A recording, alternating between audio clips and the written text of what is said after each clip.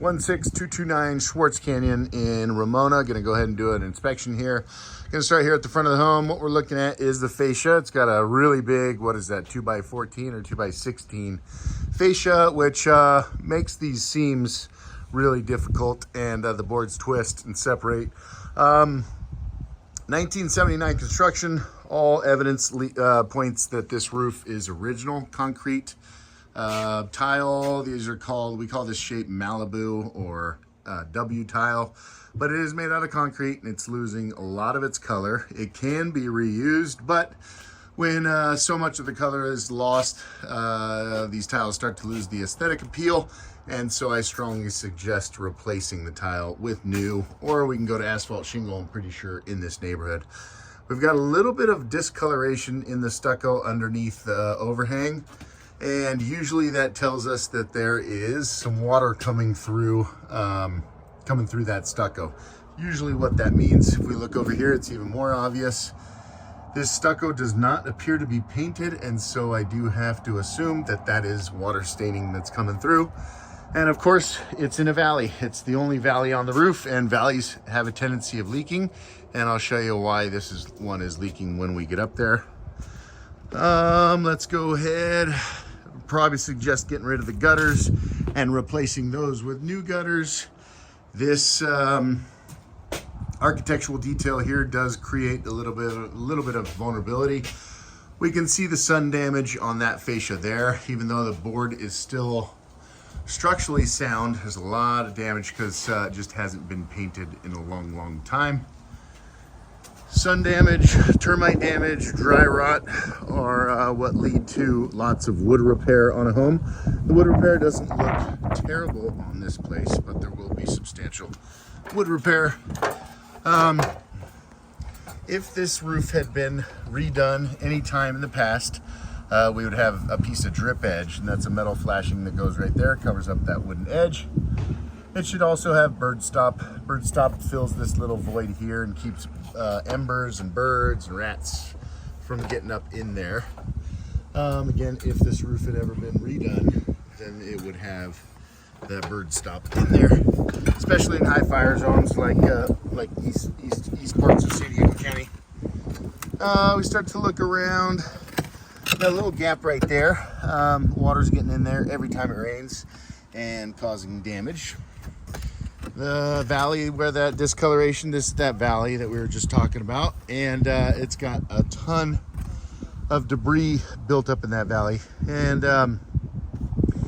now when water rushes down that valley, it gets diverted in ways it's not supposed to go, and sure enough finds its way into the home. So this is causing an active leak.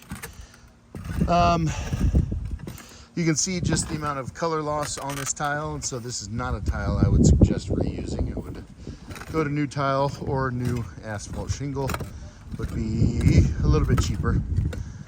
The concrete tile is not what waterproofs a house. It is in fact the tar paper or the felt underneath it. There's a couple missing small tiles.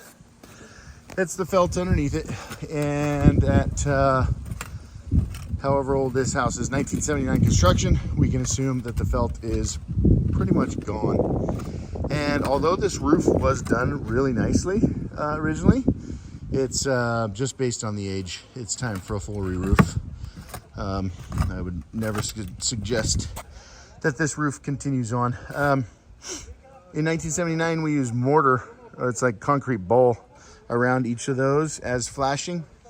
The mortar has gone away completely, and now it's just relying on some mastic. Mastic is a temporary repair. It dries and cracks over time, over a year or two, and so these have basically been temporarily fixed along with the other penetration flashings on this roof. Very pleasantly surprised that the courses are nice and straight. All the tiles are here.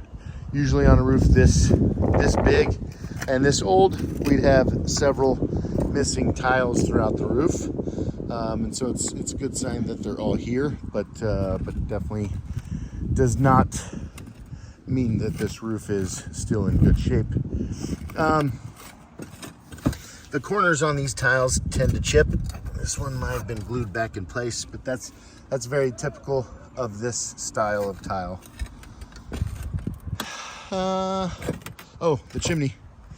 So the chimney is always one of the vulnerable areas on a roof, and this one has lots of stucco issues. It's missing what we call counterflashing or Z-bar, and because this chimney needs some stucco love, I would suggest that we chip out the bottom, put in the counterflashing, and then actually have a stucco repair done around this chimney. Surprisingly, the pan up at the top of the chimney is still in one piece. It's pretty rusty and definitely needs a coat of paint. But yeah, we've got a ton of chip tiles around here. And what else was there worth pointing out? I actually like the way they installed the dish. It does not go through the tile. It's mounted to the wall, and then it has a bracket that holds it to the fascia. But 1979, definitely current owner got their money's worth, but it needs to be replaced.